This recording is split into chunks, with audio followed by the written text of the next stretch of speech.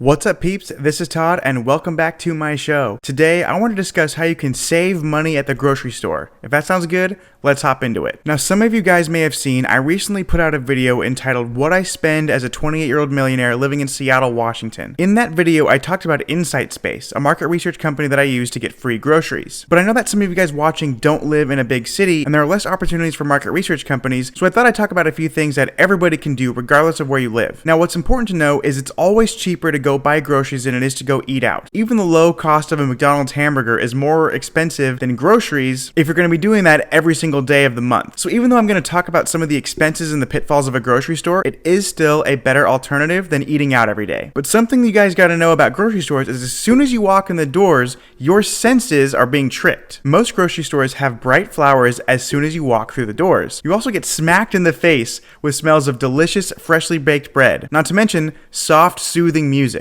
All of these elements are designed by the grocery stores to work together to lower your guard. Basically, if you feel more relaxed and at ease, you'll be spending more money. Now, most grocery stores also have their produce section right up front. I was actually watching a YouTube video by 2 Cents, and they talked about how if you buy healthy vegetables early on in your shopping trip, you'll be more likely to reward yourself with junk food later, meaning all in all, you're going to be spending more money at the grocery store that day. I am also terrible at buying those pre-chopped vegetables and fruits that you see. Sliced strawberry, sliced pineapple, chopped carrots and celery. I am a sucker for buying all those things, which of course is way more money by weight than the unchopped raw vegetables. Now, in my own personal experience, I can get away with buying those things because I'm usually getting paid to go to the grocery store anyway, so I'm getting it for free. But even if I wasn't, I value my time so much that I'm actually willing to pay a little bit more for the chopped carrots and broccoli instead of buying whole vegetables and spending that time chopping them at home. But for most people out there, it is a much better idea to spend less at the register and more time preparing your foods. My friend called Invest with Queenie talks a lot about on her YouTube channel how she's able to save a ton of money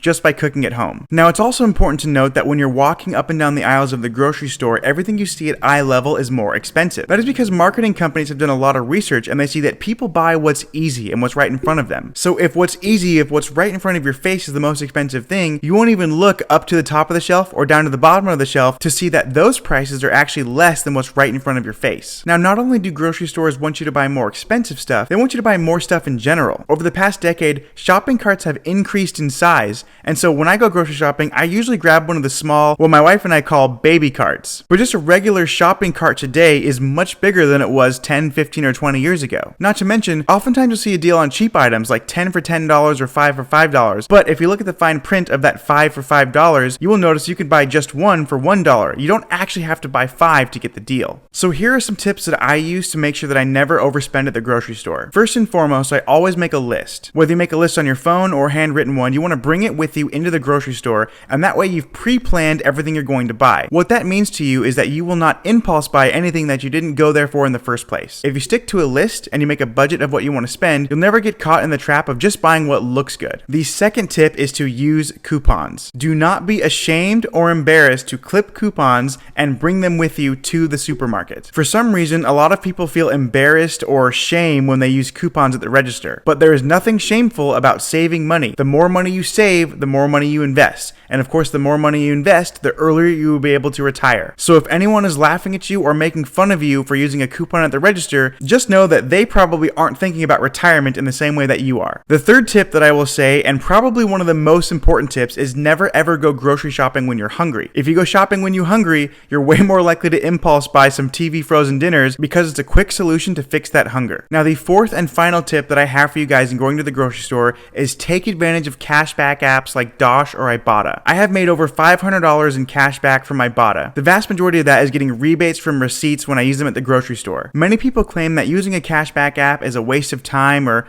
not worth it, but in my experience, I have made over $500 because I have this cashback app. Another cashback app that I really like is Dosh. Dosh is a bit easier to use than Ibotta because all you have to do is swipe your credit card. You don't actually have to upload any receipts, but there are less overall opportunities on Dosh than there are on Ibotta. If you guys would like to sign up for either cashback app, I do have links in the description below to both Dosh and Ibotta, and at the time that I'm recording this video, if you use a referral code, you will get a bonus as soon as you sign up. But that is pretty much it for this video, you guys. I hope this was helpful to you, and I'll see you at the next one. Peace.